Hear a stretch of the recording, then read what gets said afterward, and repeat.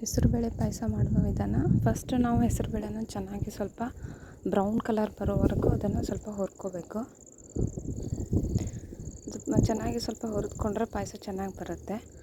ಅದಾದ ತಕ್ಷಣ ಒಂದು ಕುಕ್ಕರಲ್ಲಿ ನೀರು ಸ್ವಲ್ಪ ಬಿಸಿ ಮಾಡಿಕೊಂಡು, ನೆಕ್ಸ್ಟ್ ನಾವೇನೀಗ ಅದು ಏನು ಹೆಸರು ಕಾಳನ್ನೆಲ್ಲ ಹುರಿದ್ಕೊಂಡಿರ್ತೀವಲ್ಲ ಅದನ್ನೆಲ್ಲ ಅದರಲ್ಲಿ ಹಾಕಿ ಒಂದು 4 ವಿಸಿಲ್ ಹಾಕಿಸ್ಬೇಕು.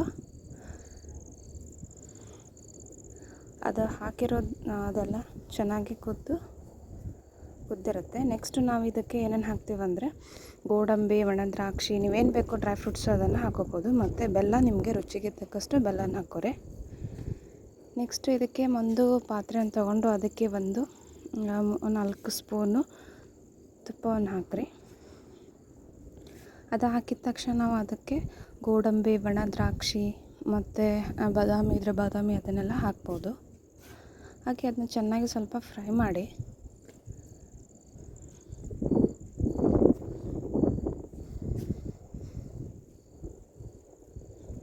ಅದು ಚೆನ್ನಾಗಿ ಫ್ರೈ ಮಾಡಿದ ತಕ್ಷಣ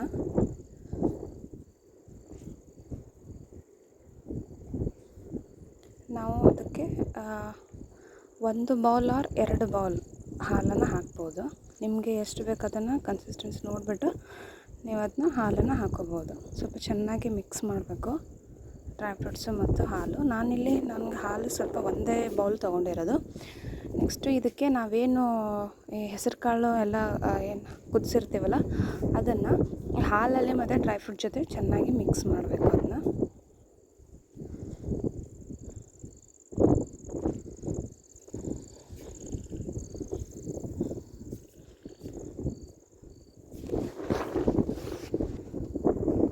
ಚೆನ್ನಾಗಿ ಮಿಕ್ಸ್ ಮಾಡಬೇಕು. ತುಂಬ ಚೆನ್ನಾಗಿ ಬರುತ್ತೆ ಹೆಸರುಬೇಳೆ ಪಾಯಸ.